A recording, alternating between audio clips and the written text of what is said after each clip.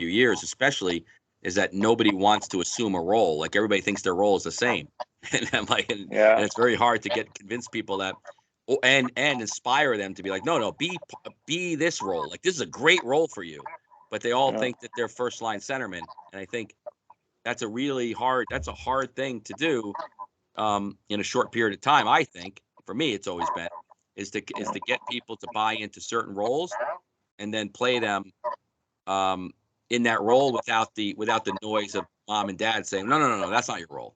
Your role is this. And well, coach is saying my role is this. Well, coach doesn't know what your role should be. You need to show him that you can do this. So it's definitely more.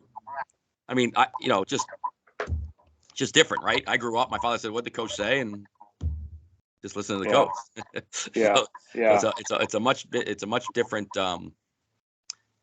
tightrope. I think we walk with the kids, and I think in a good way. Like it's a really fun. It's a great way to coach. It's a great way to find out. Okay, how can I teach this player and this line to embrace a different role, and then how can I manipulate it so they can be successful, so I can keep putting them in that role, and they could thrive off being in that role. Like to me, that's kind of the art of coaching a little bit, right? Here's my question: what's your optimal number? Like obviously, most events, tournaments, they're 16-minute periods, whatever else have you. What's the number? Like you can pick as many kids as you want, as least amount, or as most. Like what's your number? What's your number of kids that you feel would be ideal to be able to run a team the way. I mean, at the youth level, high school level. I'd say like U16. So roughly high school level, right? Like the high school level. Yeah, I mean at that point, I like right now, I never want more than I love like 3 lines and 5D, but that's just me because I think like I hate like putting people into like I think like sometimes when you go with 6D, the kids are like, oh, that's my D partner. I'm like, no, you don't need a D partner. You need to understand, how you're going to play in these different roles. And I think it just helps you alleviate that need that it has to be, okay, you go with him, you go with her, you go with her, you go with her, you go with her, and now you're a match. I don't know. At that level, I understand at the higher levels, there's certain players you got to put certain players because of what their roles are, but they tend to understand their roles better, right? Yeah. No, I'm talking youth, and I would argue, like we used to play 11 and 7 at the pro level, and we would, the D coach would have certain guys that were getting, and they'd get more minutes, and then other guys you're trying to protect a little bit, their younger guy or whatever else have you, and then you'd have, up front you'd have certain guys that you'd want to give more time to, right? And I know, I think the Oilers actually, Woodcroft used to do it in Bakersfield, and I've seen he's done it up in Edmonton as well. As he'll go 11 and 7. Obviously, his talent pool is a little bit different in what he has, but he'd do that in Bakersfield as well, right? So, I think there's a benefit. I mean, I get it as a player. I would always like to play with the same players, but I didn't have the big picture perspective as a player. I think as a coach, to be able to mix and match and figure out to have guys, working with other girls or guys. I think there's a benefit there, right? Because then everybody kind of learns to play. My next question would be to you in regards to level of players. Like if you have a bit of a discrepancy, let's say on a girls team, and you've got 3 lines worth and let's say 5D, do you play the 3 best together, or do you try to even it out? Like what do you think about that? Wally, do you want to chime in on that last first, Wally? No, I think it's the same thing I'm talking about. So keep it up. It's the same theme. It's just that having an odd number of forwards and an odd number of D allows for development. And you use the word manipulate. I would change it to manage. Yeah. But in my mind, I'm manipulating it. But yes, I am managing it. Yeah, I'm manipulating them, but I'm managing it. Yeah. I'd like to chime in on that line makeup thing. I really like if you put a checker kind of player with skill players, that's all right. But if you put a play ender with skill players, the play under almost takes them out of the game. Every time they touch the puck, they get rid of it. So I think you got to avoid that kind of player with skill players. Right. So that's where I probably manage the team a little bit differently, right, at the youth level, because I think I'm trying to keep my best players to feel like they're the best players and to contribute the most, but I also want them to bring up the level of the lowest level player, right? So I love the fact that you can, if you lay it out right ahead of time and you have only 2 lines and 2 players, now you can say, okay, here's my little rotation. I got 1 2 1 2 1 2 and then the third, and 1 2 and then the third, and then 1 and then the third, like, and then work in. It doesn't always have to be the 2 same players either, but I found the biggest thing for me, like you go 10U and 11U, 12U, the more you can be consistent within the game, the better it is for the kids, because it's so hard for them to adjust from right wing. Although, we want this positionless hockey, it's really hard for them to transition from right wing to center to left wing, all within 3 shifts of each other. And sometimes that it depends on your kid and your team, but if you can create that makeup where, you every once in a while you get your 3 strongest players out there as a forward unit, that's a big bonus. And I think, and then and on top of everything else, like where I coach, like you really can't match up lines against anybody then. Like there is just no line matching. It's just like, oh crap, that kid's out there. Now, I tend to like to have my lineup, more equal throughout in a over a period of a game, but I don't shrink my bench at the end of a game. I kind of shrink my bench within the game. So every now and then, it's just the way I can manage the line changes. I can sneak in those top players I need in certain situations. But again, you have to be into the game, right? You have to know, okay, offensive zone, this player's out there, or neutral zone in the offensive zone. What age are you talking about? 15U. Okay. 15, 14, 12.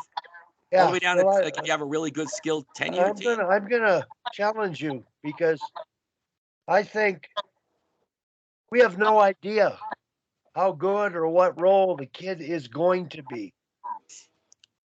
Right. And I really believe I've been a line roller and a line mixer. A different line starts every period. And I've seen coaches go with 3 lines, 1, 2, 3, the first, 1, 2, 1, 2, 3, 1, 2, 1, 2, 3, the second, and 1, 2 only the third. So be careful with labeling these kids in those roles, thinking they're that much better than the others, and the effect on affecting everybody's development. They're going to earn their roles. Give them a chance to earn their roles as they develop. And I'm curious about every coach's response here. You've all got kids better than others at the age you're coaching at.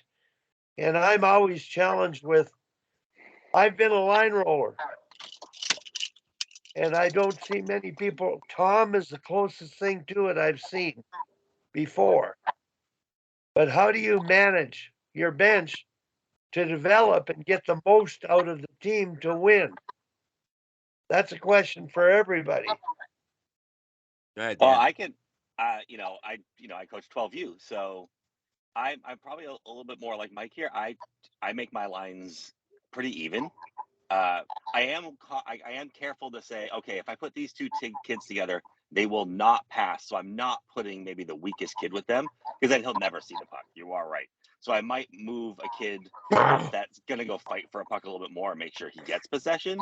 But I tell my kids there is no line 1, 2, 3, because everyone thinks line 1's the best and line 3 is the worst. I say here's our 3 lines, and then we do, like, either depending on the game and the situation we're in, we will always make sure that every kid gets a chance to start a game. Now, if a game calls for it and I can have each kid start a period, I love doing that. But closer games where, maybe I do need to get the stronger kids out at different times, but I like to make sure that every kid gets a chance to start a game. They love that first opening face-off. But we then from that point on, I try to roll lines as much as I can, and then kind of like Mike, there might be a situation where we're down by 1, we have a face off in their zone.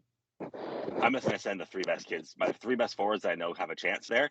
Quick shift, back out. We're right back to rolling lines again. I don't want this kid to think, man, the coach sat me because I can't score, and now I'm sitting the rest of the game. Nah, you're going to miss a shift. I'll try to make up for you later too.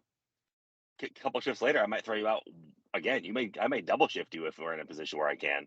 Make sure you get the ice time because you're not going to develop watching on the bench. And this is 12U. They're not, they're not building up their stats for college quite yet. So Are you playing, like, to me, you're playing mind games.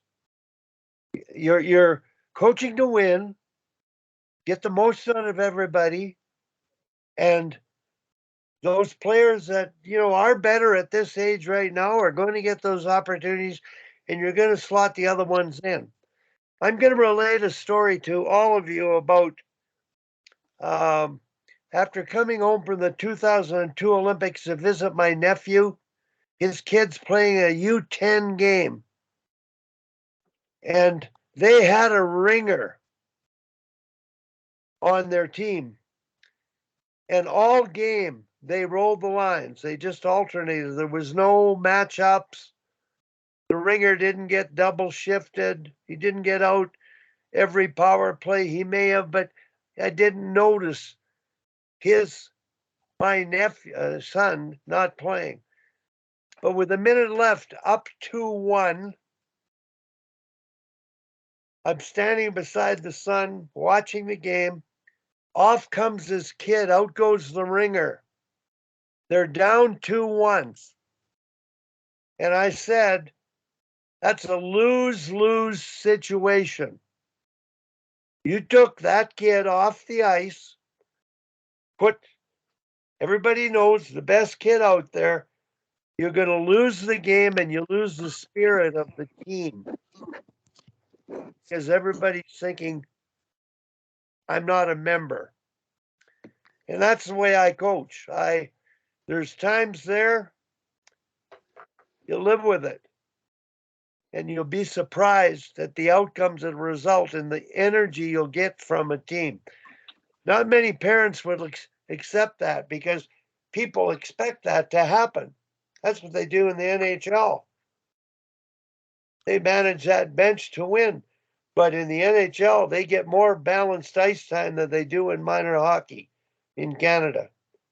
So, any comments on that, Mike, Dom, Dan? Dom, you want to go? Yeah, no, I agree with you, Wally. I had and I'll just share this just instance that happened just a couple weekends ago on the girls' side, and so we ended up having, it was one of the weekends we ended up having, I think we had a little bit more than 2 lines, and we were playing against a team that they're like one of the only local teams, and to say the parents wanted to win would be an understatement. And I mean, they always want to win, but especially because they could have picked that program and they gone to this program, yada, yada, yada. And so we go through the game and we get a power play late in the game and we're down. And we ended up just having, it wasn't like, I didn't put any specific players on the ice. I just put the next line that was out. And we ended up getting some chances. We had a power play, ended up getting some chances, but ultimately we didn't score. And so I get confronted in the parking lot after the game, and one of the parents says to me, "Why didn't you put a power line together for the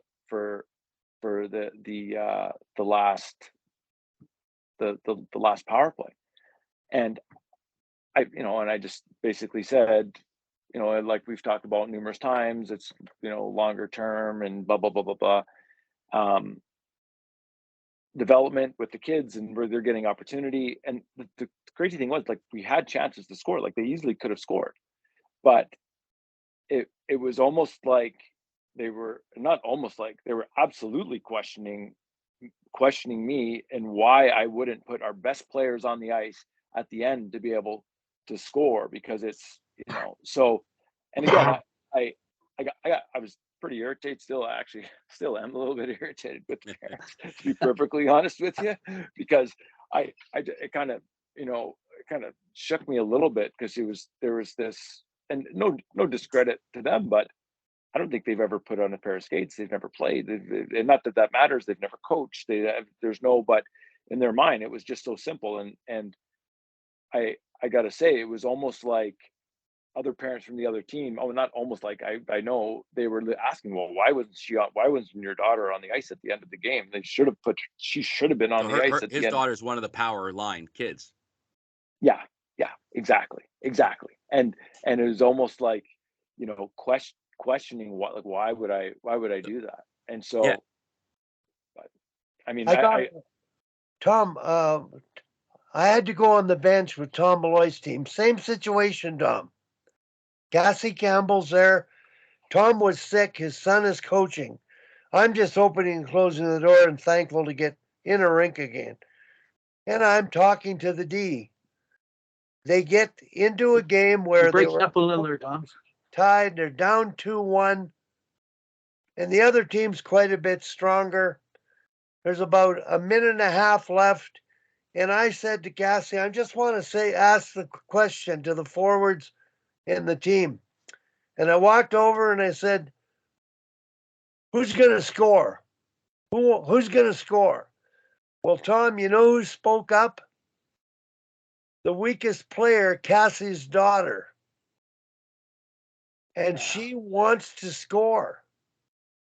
And be damned if I didn't know who they were going to put out. They let the lines roll. Did they tie it? No, they didn't. But Cassie's daughter, and she's got drive. You can see it in her. Not that much decision-making skill.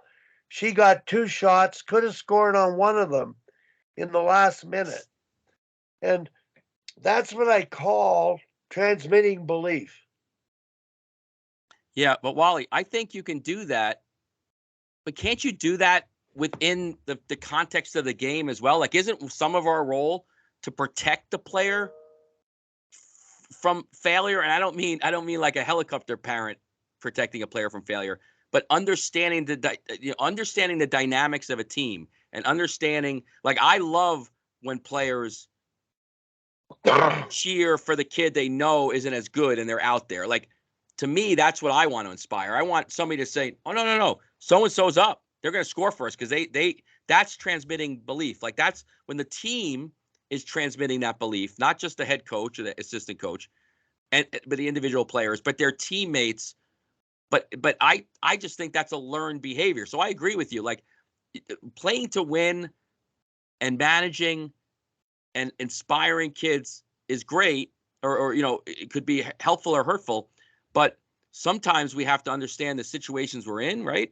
And say, okay, well, here in this role right now, in this second period, I can create a better environment for this person to be successful. And if the goal was to not give up a goal, forget about scoring a goal. Maybe in that point of the game, it was like that person could get off and say, what an unbelievable job that you didn't let them get over the red line. And now your teammates now can go and do the rest of the work. Yeah, to me, that's where I kind of try to manage that. Yeah. Are you protecting the individual or hindering their growth and belief in themselves to develop?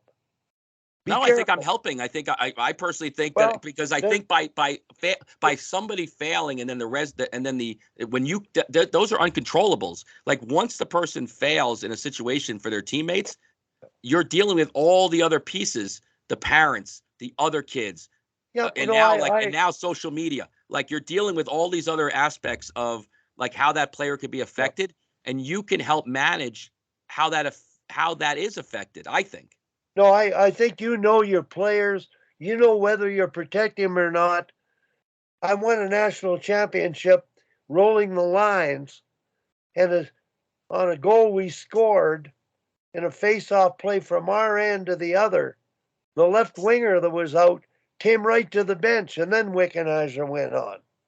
She didn't even want to be out there. I didn't give a shit. I said she had to believe she should have been out there, and I wish I'd have pulled her aside and said, you were out there for a reason. I believed in you. and she never went on to make the national team. So. Right, but you're building that. Like so what I think we're talking about two different things. You're building into that. You're creating that environment. You're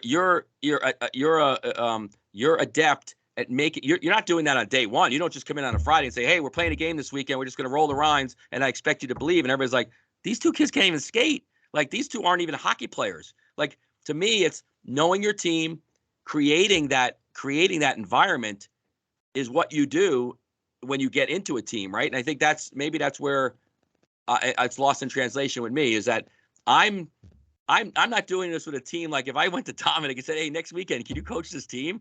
I'm like, I guess I don't know the kids, and he's like, "Well, there's two kids that can't even skate. You could figure it out who they are later." But like to me, that's different than coaching in a game. You're 15 kids. They're trying to win. They have all these different personalities. They have all these, you have the parental influence, the organizational influence, the pressure of, let's face it, if you want to coach, sometimes you got to be in situations where people really think you want to win. Like, because they're the ones that dictate if you continue to coach or not. Like, it's great to be saying, "Oh, well, I don't care. I don't care." Like, and that's where probably. I'm not saying I don't care. I'm saying I care more. You care more. I understand that, but then you're fighting your belief with 18 other parents that don't give a crap. So how do you manage that piece? But I don't think the 18 other parents, the numbers might be the 3 whose kids are the best players. Or the loudest people. Right. So they're a minority. They want to see, especially in girls hockey, everybody do well. And I think that when you're looking over your shoulder, and I don't look over my shoulder to win. I look to the future to win, getting better and better and better, and feeling better and better and better, and being successful. So it's a philosophy I've lived with all my life, and I can validate it with numerous championships in different sports at different age levels. So it works for me. It may not work for you or Dan or Dom, but I think in the end, the best team still wins, and you've got to create that culture of the best team. And of course, keeping their jobs is one thing, but doing no harm is another. And boy, in Canada, doing harm is when they go 1, 2, 3 in the first, 1, 2, 1, 2, 1, 2, 3 in the second, and only 1, 2 in the third at youth hockey, that's criminal. And I address it. And I think that's what we want to avoid developmentally down the road. Not this subtle difference with your team and your chemistry and your knowing the kids. So yeah, I listen, I agree. I think that the machine though that's out there, right, doesn't allow for a lot of this to happen. But listen, I've been in situations where, I mean, just this past season, I was in a situation where, before the game started, the two goalies knew they were going to split the game. The goalies knew, and the kids all knew, the players all knew. And, I was like, okay, game, because the last time we lost to this team 8-0 or something like that, all of a sudden we're winning 2-1 halfway through the game, and the other kid's playing great. But I'm like, well, the kid's up, and we already made this decision. I think I don't have a backup goalie. He's the goal. He's playing the other half. Gets in, gives up a goal. Next thing you know, we give up another goal. We lose the game 3-2 against it, whatever, right? And so the parent is like, how do you not want to win? Like why would you put that kid in? You don't want to win. I'm like, well, I don't know. I think you're not winning right now because you're belittling this other parent and this teammate of your son's, where you're not, maybe we needed to score 2 more goals offensively. How do you, it wasn't the goaltender's fault. So, but I think that's where that management, Wally, is hard. That's why a lot of people don't have the moral fortitude to say, this is what I believe and I'm sticking with it, because it's a very hard thing to do. The goaltending thing, I agree with you. That's a tricky area because it's such a pivotal position. And I remember driving with Jordan back from a game, U16 girls, and he's got a good team. And he's alternating his goalies. And he has one that's a 1A, but he does have a 1B. And he's going into the playoffs. And they're playing a very good team. And he asked me on the way home, who would you start? I said, well, whose turn is it? And he said, it's the other girl's turn. I said, well, the reason I would start her is you have a good record. She's played very well, hasn't been that so much weaker. And even if she was, you've still got a chance to manage the bench. And anyway, I didn't know what he was going to do, but he played her in the first game and they won. And they ended up winning the series. They ended up going to provincials and going undefeated. And he alternated goalies all the way to the end of the national provincial championship. So to me, that I've seen that happen too often. I've also seen it happen where I've given a goalie a chance and we've lost. And I've seen it happen and I didn't give a goalie a chance and it paid off. And I didn't feel good. I felt worse by not playing the goalie I had a chance to play, and we won the city championship.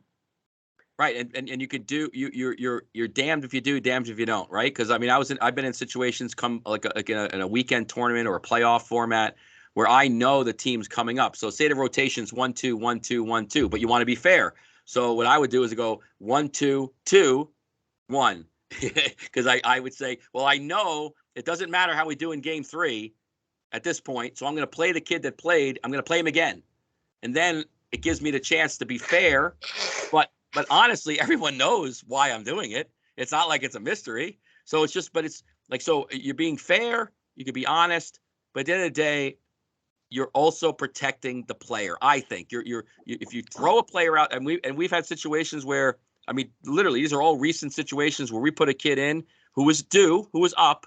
He was clearly the second goalie, but he was up. And in 8 minutes in, we're down like 4-0. And we waited it out to the halfway through the game. We just toughed it out. And then the other kid went in and we score 8 goals in the third period and win the game. But that kid felt horrible. They didn't even want to be in the net because they knew they weren't able to compete at that level. And me saying, well, you're up, buddy. Let's go. Like, you got to compete. Like, so I don't know. In hindsight, would it have been better? You can say we lose the game and we lose it by a goal, and it's all because we gave up the first, 4 goals of the game in the first 8 minutes of the game. How does that player now, how does all the reactions to that player from all the other external forces affect the player? That's all I was saying about, knowing the kids and knowing your teammates. Well, and like I said to Dan, when he talked about his decision making to be able to manage the bench or manipulate it, I don't think we really are that knowledgeable, and we don't know the kids and how well they could be in time. Yeah, I agree.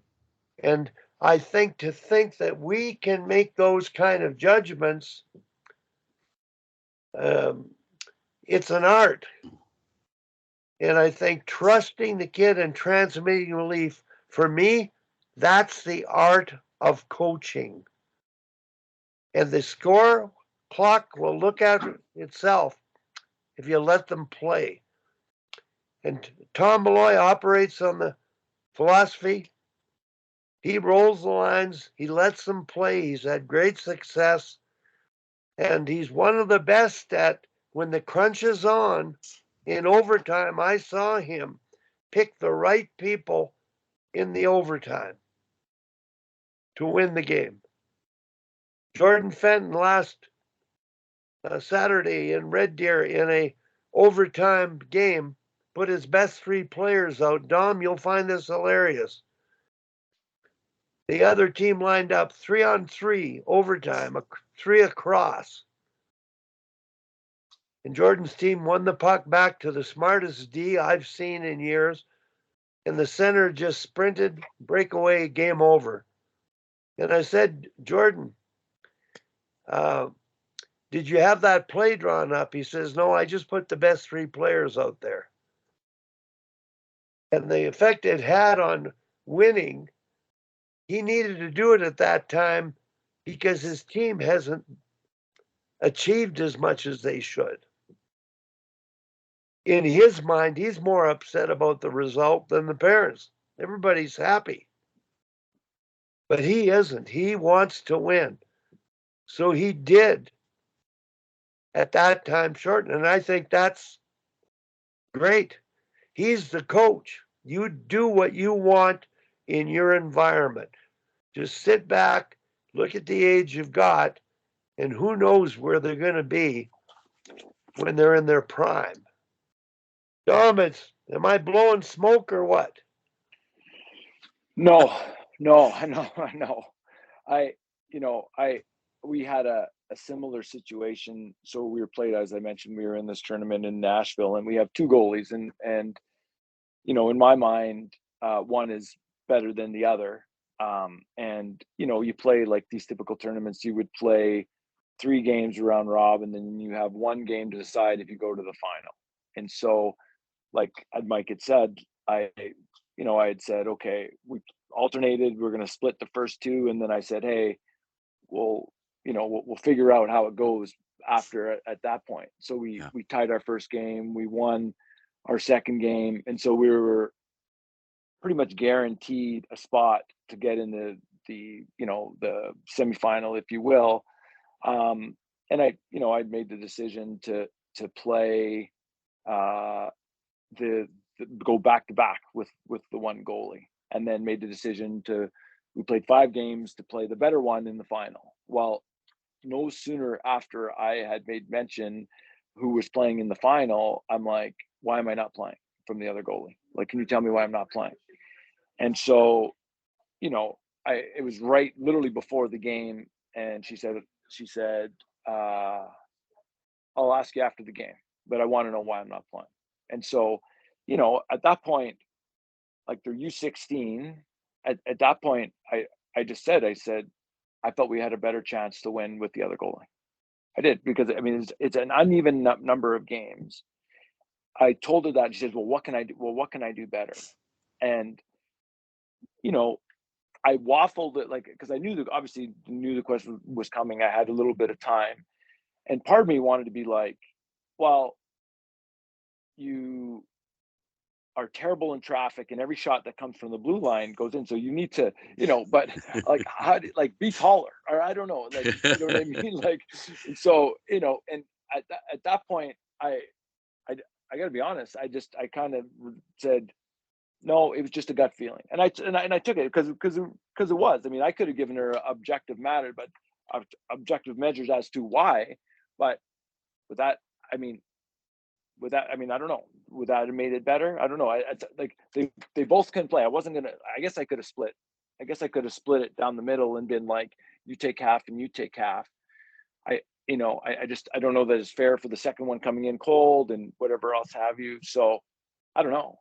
But I guess that's my point, Dom, is like, and Wally, like in the world, like it's like if I agree with Dominic, I'd be like, oh, it's 1-2, we lose. Hey, this is why you're on the team, right? If you made my team, you're gonna play.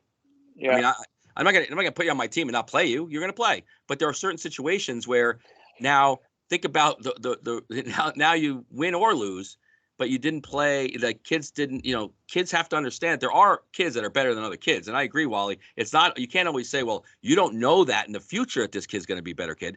I don't, but I know right now they're a better kid. And what can I do to help that player become better? And maybe one of the ways to help them become better is to tell them they're not better. I mean, it depends on the kid. You have to know the player. If you, like, I know me, when I was a player and I was told I wasn't good enough to play, I got better because I didn't, mom and dad didn't tell me to go get better. I got better because somebody at least was honest with me to say, this is where you lack in your skill development. And this is why you can't play at this level. Oh, really? I'll tell you, I'll show you how I can play at this level. but you got to know the kid. And I think that's where, like in these little tight situations of these little mini tournaments, they're so taxing. Forget about the X's and O's, Dominic, right? It's the taxing of, holy shit, like we're going to Nashville. We have 5 games. How am I gonna do the rotation where I can teach, inspire, win? Because at the end of the day, if you lose and you leave your best kids, like in that other situation, you leave your best kids on the bench, somebody's gonna question it, and that sometimes that can roll in a different direction. And Wally, right? We all know, unfortunately, the 3 loudest negatives just outweigh the 15 really positive, energizers. They just do. And we have to find a way to get those people to get on our side, row the boat with us. But sometimes it just can't happen. But you're on mute. You're on mute, Wally. There you go. If you've done the mission statement, there's no issue. I'm serious with everybody. And you can, within the framework of that mission statement, mention that I may take the last 5 minutes or make choices, but it's going to be accepted. You're allowed to do that as a coach. But be careful of the consequences in the long term. You may win that U10 game today and that tournament championship tomorrow. But at what point should we do it? NHL, American League, AAA hockey? So when I talk about my nephew who was 10 being yanked off the bench, playing elite Bantam hockey in a line that created the special teams, he eventually went and played high school hockey, which was more recreational, and he was a hell of an athlete. Fortunately, like his older brother, his older brother's a doctor and he's starting med school. So it doesn't hurt them. It may help them by choosing to quit playing at an elite level. But I know that it's what they want to do when they're young, and if they choose to change their environment, they might. So be careful. Just know what your program is for. Walk the talk. And I think your programs will always be sustainable. Because I know it's a business. You keep your job. And I just want to make that point, and I'm glad to bring it up because Tom and I might be the ones that walk the talk more than most people and have had the most success doing that. And I haven't really coached with coaches that shortened the bench so much that I had to speak to them about it before. But I've watched everybody at every level coach. And when I'm around, I'm so impressed with how they're doing it. When I know them and I get to talk to them and they walk that talk. If they don't, then I just distance myself from them because in the end, they're not going to get long-term results on the scoreboard as well as win the championship that we all strive to win. Yeah, I think, and the challenge that I have, and I agree with you, Wally. I agree with you. And I talked to the assistant that's here who was coaching with Jordan, and we talk about all the time wanting to hold girls accountable because of certain things that they're doing, whether it's off the ice or on the ice, but just don't have the numbers right now. Like that's part of it. And I guess we could go with 5 players, but that's the challenge for us right now, is to get to a point where we have the numbers that we can say, no, you're not playing today because of this, or you're not right? Like this is our, you know, because and I'll be honest, I worry about it. Some of our better girls right now, when we do get numbers, because they're going to be the ones that are not going to be playing for a reason or not. When we do get it, like I know that, like hands down, like, and they're probably the ones that are going to get, like, one of them just went on a visit, and they'll play they'll play D1, but we've had to discipline them already, and I you know, and I feel like I'm doing them a bit of a disservice, I'll be honest with you, but right now we cannot not play them because we just literally don't have enough players, and that's part of that's part of the challenge, and I don't know what the answer is. I don't, because like 9 is short, but like 7 and 6 is like you forfeit the game, right? No, Dom, your numbers, you have to. And nobody's offended because they're getting lots of ice time and they're getting action. And you aren't going to be challenged on it by me or anybody. You know, Right. it's inevitable. But when you have numbers, and I call it behavioral coaching, you coach for good behavior. And there's a way of doing it when you have numbers. If a player stays out too long, if a player takes a bad penalty, a player takes a reaction penalty, which is a bad penalty, disrespects an official, a teammate, or the coach, they're talked to the first time and miss a shift. They miss a period the second time, and a game the third, and do stats. But they're rewarded if they back check extra hard, if they block a shot, if they do score a goal. Scotty Bowman put the line right back out after a shift. That's fine. That's motivational. So find ways to coach behavior that's going to lead to winning on any team they play at down the road when you have numbers.